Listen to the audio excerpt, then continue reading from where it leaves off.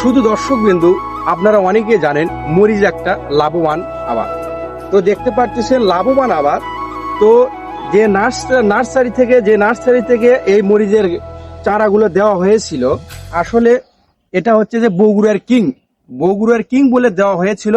কিন্তু আসলে এই নার্সারিগুলো মানে এমন 2 নম্বরই কাজ করছে ভাই, বিশ্বাস করবেন না আপনারা। এই যে মরিচগুলো দেখাচ্ছি, ক্যামেরাটা একটু সামনে ধরেন।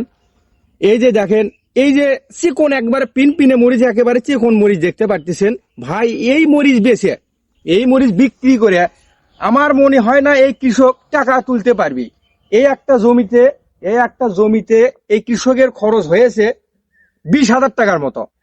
20,000 টাকার মতো খরচা হয়েছে। কিন্তু এই যে মরিচ দেখা যাচ্ছে, মানে এই মরিচ বেচে তো 20,000 টাকা তোলা কঠিন। এই একটা 8 শতক একটা জমির থেকে মরিচ ওঠে মোটে 20 থেকে 22 কেজি মরিচ ওঠে। তাহলে আপনারা চিন্তা করেন কি রকম মার দিয়েছে নার্সারিগুলো।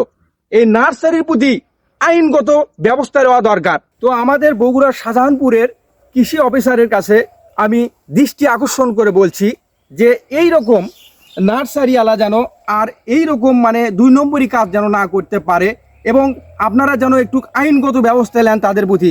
দেখেন এই কি একটা অবস্থা, একটা মরিচ নাই কিন্তু গাছে, আর কি রকম মরিচ দেখেন আপনারাই দেখেন, একেবারে কিন্তু খুব চিকন মরিচ। এই মরিচ দিয়ে তো কি হবে ভাই, এই মরিচ দিয়ে তো কিচ্ছু হবে না, জমির টাকা তোলাই কঠিন হয়ে যাবে। তাই বলতেছি, আমি কৃষি অফিসারের কাছে বলতেছি বগুড়ার শাহজাহানপুরের, তো আপনারা একটু দৃষ্টি আকর্ষণ করে বলতেছি আপনাদেরকে, একটু আমাদের এই কৃষক ভাইদের একটু নজর দেবেন, আর এই নার্সারির প্রতি আপনারা একটু ব্যবস্থা নেবেন, যাতে আইনগতভাবে ব্যবস্থা নেওয়া হয়। এতে অনেক টাকা তো লস হয়ে যাবে কৃষক ভাইদের। ভিডিওটা বেশি করে শেয়ার করে দেবেন, যাতে সবাই দেখতে পারে, যাতে সারা বাংলাদেশে ভিডিও তাতে ছড়িয়ে যায়। বেশি করে শেয়ার করে দেবেন।